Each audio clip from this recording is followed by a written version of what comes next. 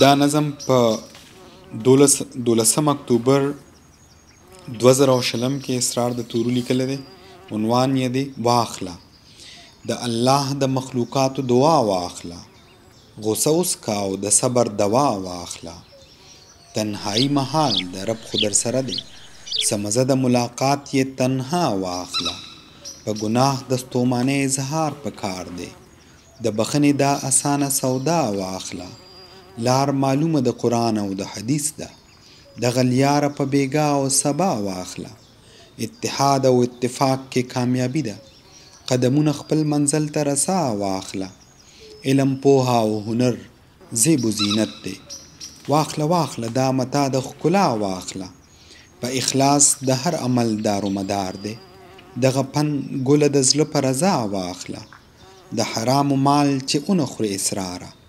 د حلالو جو دانه په خندا واخله. د حلالو جو دانه په خندا واخله.